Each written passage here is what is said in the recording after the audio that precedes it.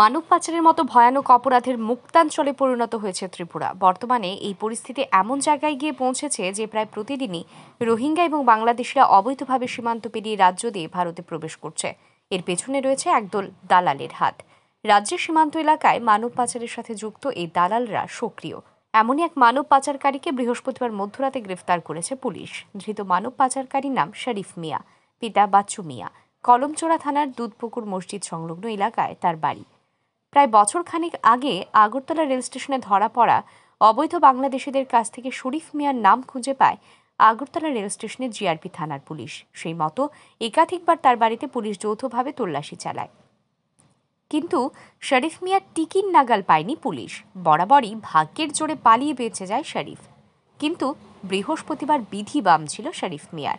GRP থানার police গোপন সংবাদে খবর পায় শরীফ মিয়া তার বাড়িতেই অবস্থান করছে। সেই মতো আগরতলা রেল স্টেশনে জিআরপি থানার পুলিশ বিএসএফ এর 49 নম্বর ব্যাটালিয়ন এবং কলমচোরা থানার সহযোগিতা নিয়ে মধ্যরাতে দুধপুকুর মসজিদ সংলগ্ন তার বাড়ি চারদিক দিয়ে ঘেরাও করে অভিযান চালায়।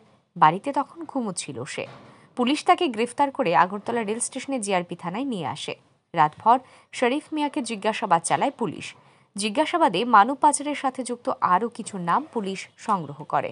তাকে আরও জিজ্ঞাসাবাদ করা প্রয়োজন রয়েছে বলেই ধৃত শরীফ মিয়াকে পুলিশ রিমান্ডের আবেদন জানিয়ে শুক্রবার আদালতে সোপর্দ করা হয়। শুক্রবার আগরতলা রেল স্টেশনের জিআরপি থানার পুলিশ আধিকারিক এই সংবাদ জানান। গতকাল রাত্রেই মধ্যরাত্রি থেকে আমাদের এই জয়েন্ট অপারেশন হয়েছে। এটা দুধপুকুর কলমচোরা থানার অন্তর্গত, যেখানে 14 NBSF আমাদের আগরতলা জিআরপি এবং যে লোকাল পিএস আছে কলমচোরা পিএস মিলে আমরা করি। অ্যাকচুয়ালি উনি যিনি, ওনার নাম হলো শরীফ মিয়া, বাবার নাম বাদশা মিয়া। এটা দুধপুকুর মসজিদের পাশে ওনার বাড়ি, কলমচোরা থানার অন্তর্গত। অ্যাকচুয়ালি উনি যে আমাদের আগরতলা রেল স্টেশনে যারা বিডি ন্যাশনাল আছে অবৈধভাবে, তো এরকম কেসের সঙ্গে, পুরোনো কেসের সঙ্গে উনি ইনভলভ ছিলেন এবং আমরা বহুদিন ধরেই কয়েকবার ওনার বাড়ি রেড করা হয়েছে, কিন্তু উনি পলাতক ছিলেন।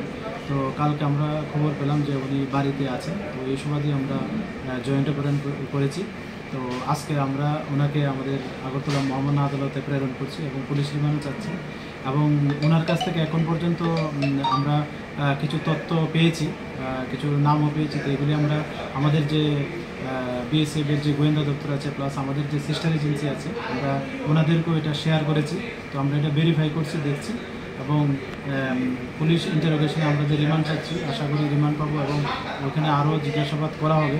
উল্লেখ্য, কলমচোরা থানা এলাকার শরীফ মিয়া দীর্ঘদিন ধরে মানব পাচারের সাথে যুক্ত। এলাকায় মানব পাচারে মাস্টারমাইন্ড গ্রেপ্তার হওয়ায় সোনামুড়া মহকুমার সীমান্ত এলাকা দিয়ে মানব পাচার হ্রাস পাবে বলেই মনে করছে পুলিশ ও বিএসএফ এর গোয়েন্দা শাখা।